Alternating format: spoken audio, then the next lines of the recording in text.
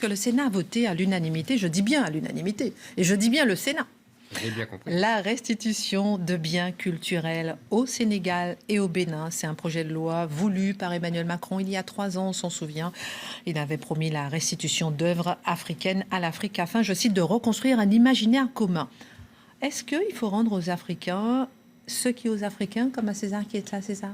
Avant de répondre à cette question, je voudrais dire quand même, il faut rappeler que le président de la République et le Sénat ont transgressé un principe fondamental de notre droit public, je crois depuis François Ier, mais il faudrait le vérifier, qui est l'inaliénabilité des biens, jadis de la couronne, aujourd'hui de la République, enfin bref, de la nation. C'est une atteinte très grave à ce principe séculaire et qui aura des conséquences très dommageables. Deuxièmement, on va remettre des œuvres aux Africains. Pourquoi ? Parce que certains Africains estiment que les biens ont été volés, pillés, sauf que ce n'est pas le cas de tous, de toutes les œuvres. Non. Il y a des œuvres qui ont été... Alors, il s'agit de 26 pièces du trésor de Béhanzin provenant du pillage du palais d'Abomey en 1892. Voilà. Oui, j'avais retenu la note au musée du Quai Branly. J'avais retenu la date et pas le nom. Donc, ça, oui, ça a été... Mais ils ne sont pas tous des biens mal acquis, comme on dit. Il y en a qui ont été l'objet de troc, il y en a qui ont été l'objet de vente, il y en a même qui ont été l'objet de commandes par des Européens. Et même, il y en a qui ont été l'objet de pillage, mais pas des Européens, d'autres chefs africains. Jusqu'où va-t-on aller? Qu'est-ce qui est bien, qu'est-ce qui est mal acquis, etc. Ensuite, ces œuvres qu'on appelle des œuvres d'art, elles ne sont des œuvres d'art que parce que les Européens ont décidé que c'était des œuvres d'art. En Afrique, personne n'avait l'idée que c'était des œuvres d'art. Personne ne les avait appelées jamais œuvres d'art.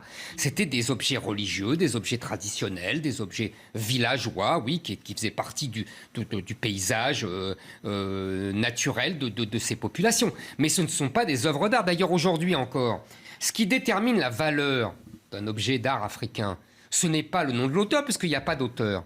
C'est le nom du collectionneur. Et le collectionneur, lui, il est européen le plus souvent, ou occidental, ou américain, etc.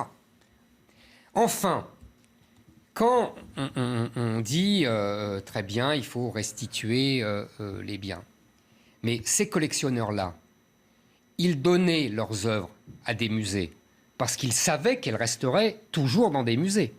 À partir du moment où ils auront un doute sur cela, eh ben, ils ne les donneront plus. Et ils les garderont pour eux. Ça a commencé cette histoire avec le sabre d'un chef de guerre sénégalais. Ça a commencé, je crois que c'est Édouard Philippe. El Hadj Omar Tall. Alors j'ai lu le papier qu'a fait Bernard Lugan, vous savez, le grand spécialiste de l'Afrique, et il dit avec ironie plusieurs choses. Il dit d'abord ce sabre, il a été fabriqué en Alsace en 1820. Parce que tout simplement, les armes européennes servaient déjà aux chefs de guerre africains.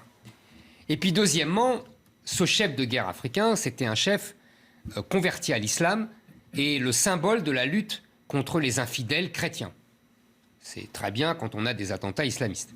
Et puis troisièmement, ce chef de guerre sénégalais, il a conquis le Mali pour faire un grand empire entre le Sénégal et le Mali. Donc quand vous remettez une arme de ce chef de guerre au Sénégal, vous flattez le nationalisme sénégalais, mais vous humiliez les Maliens, qui ont été colonisés par ce chef de guerre sénégalais et islamiste, et qui mettait en esclavage tous ceux qui n'étaient pas musulmans. Tout ça pour vous dire, vous avez compris, que c'est une histoire sans fin. Et je ne parle même pas des autres œuvres d'art, parce que j'imagine qu'on va en parler après.